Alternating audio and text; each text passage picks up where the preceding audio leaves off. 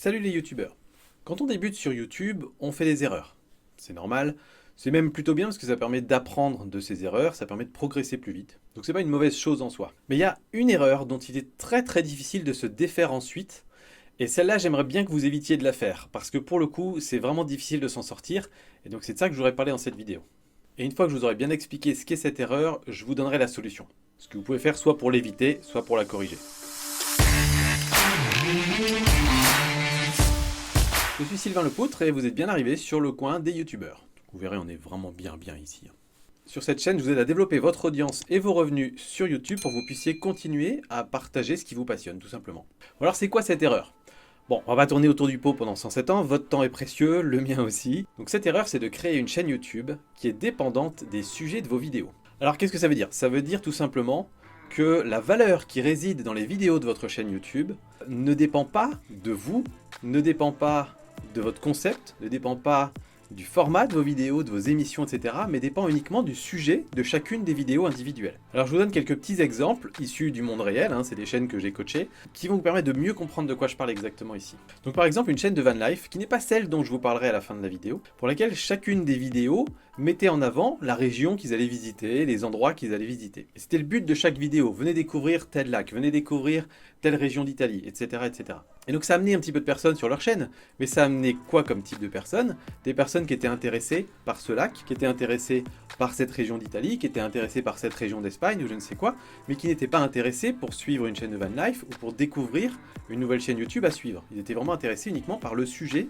de la vidéo. Un autre exemple, une chaîne qui va proposer des tutos de réparation en tout genre. Comment changer l'ampoule du phare de sa voiture, comment réparer un robinet qui fuit, comment reboucher un trou dans le mur. Puis des fois sur ces chaînes on va trouver aussi comment utiliser Photoshop par exemple.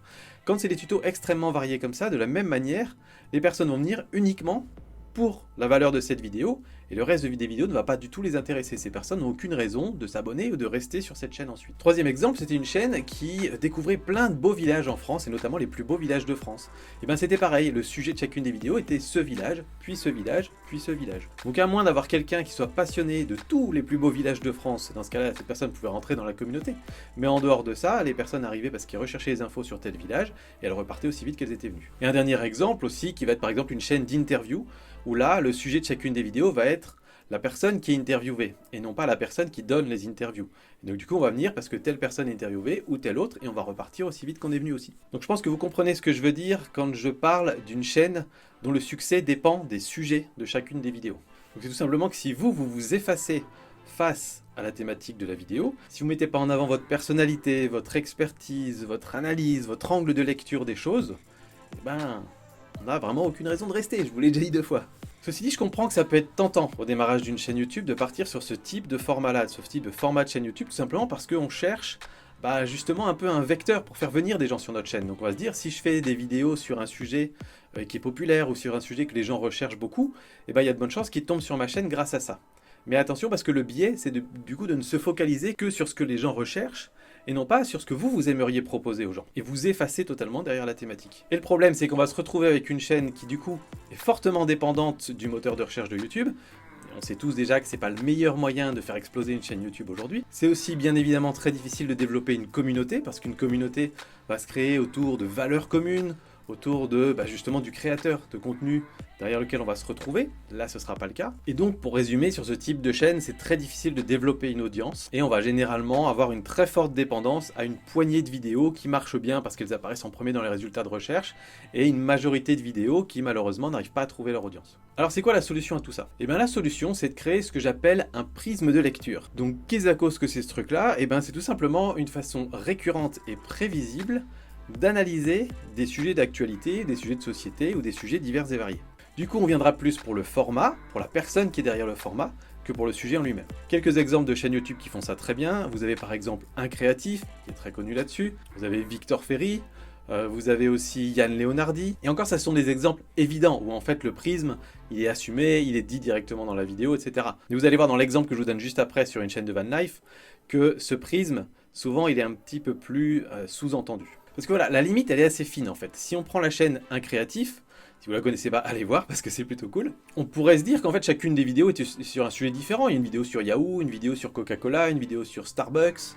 peut se dire, en fait, il va dans tous les sens. Oui, sauf qu'en réalité, si vous êtes abonné à sa chaîne, est-ce que vraiment vous allez cliquer sur la vidéo sur Starbucks parce que vous avez envie d'apprendre des choses sur Starbucks? Ou est-ce qu'en réalité, vous cliquez sur la vidéo sur Starbucks parce que, certes, vous connaissez Starbucks, mais surtout, vous avez envie de savoir ce qu'un créatif a à dire sur Starbucks? Et c'est là toute la nuance, en fait. C'est que du coup, ce qui nous intéresse, c'est pas le sujet, c'est pas Starbucks, c'est le format et l'analyse que va en faire un créatif dans sa vidéo. Et donc du coup, comme un créatif, il a imprimé sa patte dans le format de ses vidéos en faisant une structure, encore une fois récurrente et prévisible, et ben on vient pour un créatif et on vient pas pour les sujets. Il pourrait nous parler de tout et n'importe quoi, qu'on regarderait quand même ses vidéos. Bon, tant que ça reste un peu dans le marketing quand même. Hein. D'où l'importance, vraiment important, de créer un format de vidéo et une structure de vidéo surtout, qui colle avec vos valeurs, avec votre personnalité et avec ce que vous pouvez apporter au monde. Je sais que ça fait un peu grandiose comme ça, mais c'est le cas. Et ça, c'est des choses d'ailleurs, je considère tellement importantes que ça fait partie des tout premiers modules de la formation L'Accélérateur. Formation que je vends, si vous avez envie, vous avez des liens dans la description. On n'est pas là pour ça, bref. Mais ça fait partie des tout premiers modules parce que ça fait partie des fondations d'une chaîne YouTube. Si on reprend l'exemple des plus beaux villages de France, bah si le sujet c'est chacun des villages individuellement, ça marche pas. Mais est-ce qu'il faut pour autant dire à ce youtubeur ou à ce créateur qu'il doit arrêter de faire des vidéos sur les plus beaux villages de France? Non, c'est justement ça la magie du truc, c'est que ça dépend du format et de la façon de le tourner.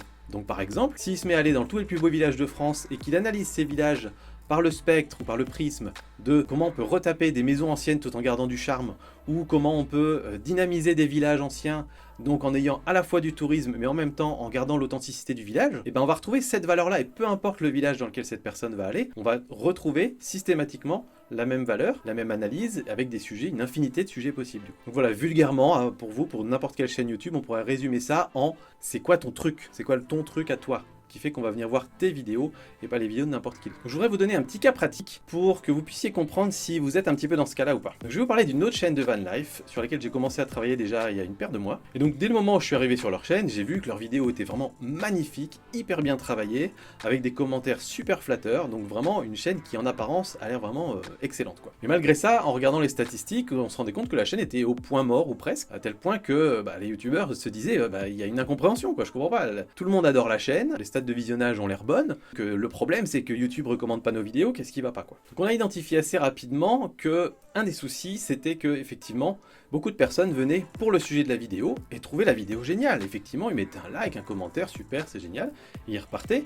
Et quand YouTube allait recommander une deuxième, une troisième vidéo de cette chaîne, ces personnes-là ne cliquaient pas dessus tout simplement parce que le sujet ne les intéressait plus, vu que c'était une autre destination. Et je trouve que la van life c'est quand même un très très bon exemple parce que c'est hyper tentant, effectivement, de montrer les endroits magnifiques dans lesquels on va, et de justement utiliser sa chaîne comme vecteur pour faire découvrir des lieux incroyables. Souvent le partage il est là aussi dans ces chaînes-là. Et toute la difficulté c'est de partager la passion du voyage, en fait apporte beaucoup plus de choses que juste la passion des destinations. Dans le voyage il y a beaucoup d'autres choses que simplement les lieux dans lesquels on se trouve. Il y a le quotidien, il y a les petites galères, il y a la façon dont on s'organise, il y a la gestion des achats des dépenses, il y a les rencontres avec des personnes, il y a toutes ces choses-là qui constituent le bonheur d'un voyage, mais qui effectivement sont plus difficiles, c'est plus dur de mettre le doigt dessus pour partager ça avec sa communauté. Donc avec eux, on a travaillé très très fortement sur la structure des vidéos, la façon dont le contenu était amené et la façon dont tout le contenu d'une vidéo s'inscrivait dans une histoire beaucoup plus globale, dans l'histoire de leur voyage, de leur vie en van life en fait, de leur vie de nomade tout simplement. Et l'intérêt d'inscrire tout ça dans une grande histoire, c'est qu'en fait un seul épisode ne peut pas résumer toute l'histoire. C'est exactement comme quand vous découvrez une série et vous regardez un épisode, 2 épisodes et vous dites ouais mais en fait si je veux connaître l'histoire, il faut que je regarde toute la série. Même si chaque épisode individuellement représente une petite histoire.